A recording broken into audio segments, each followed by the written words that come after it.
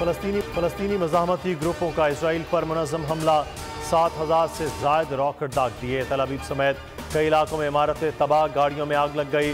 छाता बरदार मकबूजा इलाकों में उतर गए, बाढ़ तोड़कर इसराइल में जा घुसे। सरहदी चौकी पर कब्जा, 35 काबिज इसराइलियों को कैदी बना लिया। जंगजू यहूदी बस्तियों में जा घुसे, 3 बस्तियों का कब्जा छुड़ा लिया। गजा की पट्टी के करीबी इलाकों पर भी कंट्रोल, तेल का जखीरा तबाह कर दिया। मेयर समेत 22 अफराद हलाक, 500 से ज़ायद जख्मी। इसराइल भर में फ़ज़ाई हमलों के सायरन बज उठे। फ़लस्तीनी ख़वातीन इसराइली फोर्सेस से हथियार छीन कर अल्लाह अकबर के नारे लगाती रहीं। रॉकेट हमले, इसराइल के कब्जे का फैसला कुन रद्द-ए-अमल और इसराइल से ताल्लुकात कायम करने वालों के लिए पैगाम है। फ़लस्तीन की सूरत हाल पर हिज़्बुल्लाह का रद्द-ए-अमल, फ़लस्तीनी सदर महमूद अब्बास ने आला सतह का इजलास बुला लिया। सिक्योरिटी हुकाम को फ़लस्तीन का तहफ़्फ़ुज़ यकीनी बनाने का हुक्म, कहा इसराइली दहशतगर्दी के खिलाफ दिफा का पूरा हक हासिल है।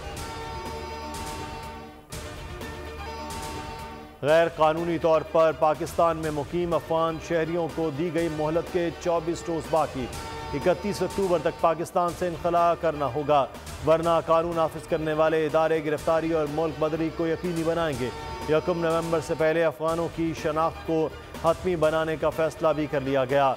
कवायद चेक किए जाएंगे। सिर्फ इस्लामाबाद में 22,000 गैर कानूनी अफगानों की निशानदेही की गई। 22,000 में से 1,300 से ज़ायद अफगानों की शनाख्त मुकम्मल। तोरखम बॉर्डर से वापसी शुरू, 2 रोज़ में 60 अफगान खानदान वतन वापस पहुँच गए।